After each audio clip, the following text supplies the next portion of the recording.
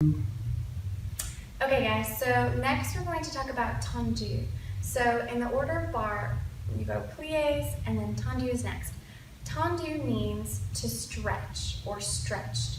A lot of times misconception is that tendu means to point, but really pointing your foot is just an extension of your fully stretched leg. So while yes, you are stretching your foot in tendu, you're stretching your entire leg and actually both legs. You have to think about both legs and your body stretching.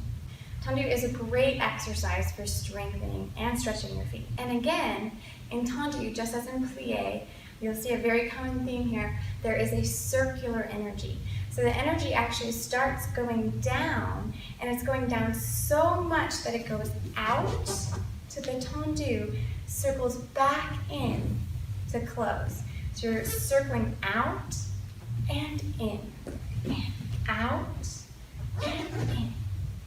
Out and in, and the same thing to the back. It's coming down the front of the body, back and down the front of the body. A very important thing is that in tendu, your foot does not disconnect from the floor. You stay connected to the floor the whole time, right? So sometimes people will tendu and there's a little micro lift that happens and then they place their foot on the ground. You don't want this to happen. That disconnects the energy and you break what you're trying to create in tendu. So you have to feel like you're keeping that connection almost as though you're like starting a fire between your foot and the floor. You're pushing down and in, pushing down and in. And I always tell my students, imagine they're on the beach and in the sand. You're creating a line in the sand, really digging your foot down into the floor. Another visualization that you might hear is that you're massaging the floor, right? So you wouldn't want to just barely touch something that you're massaging. You're really getting down there, working in the floor and pulling it back. So you're really working on the articulation of your whole foot on the floor. But with tendu, there are some different schools of thought as to where your foot should be. I teach that your tendu placement should come from your toe scooping to meet your heel. So in first position, this is directly across from your supporting heel.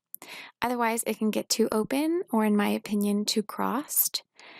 And this is the same for fifth position. I teach that your toe should come to meet your heel, and that way it's right in front of your fifth position. Again, this is just the way that I teach it. But there are different schools of thought when it comes to tendu placement. To the back is the same as the front. You want to scoop your toe to meet your heel, and it will be directly in line with your supporting heel. If you let your heel come out to meet your toe, it's too open, and it can be too crossed as well if you overcross. From fifth position, the same concept, bringing the toe to meet the heel, and it's right behind your fifth position then, not too open or too crossed. To the side, some want your foot directly to the side of your heel, but I teach it to be slightly forward of your heel so you have more access to your rotation. So when you're doing a tendu to the side, you want to think about pressing your toes back and your heel forward, spiraling that turnout up into your hip. Fifth, it's the same concept, spiraling the heel forward and the toes back.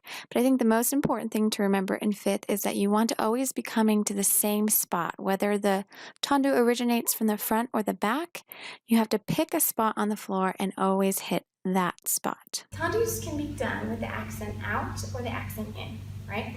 So if we're doing one tendu en croix, which is front side, back side, you can do the accent out and out and out and out, or you can do the accent in and in and in and in. Those both work different things, okay? Let's wait for that plane to pass. Another big thing to think about in tendus is your hips, right? So we always tell the little kids that their two hips are headlights in the car, and you have to stay straight down the road. You don't want to curve side to side. So a way that you can really focus on this when you're first beginning is to put your hand on your hip.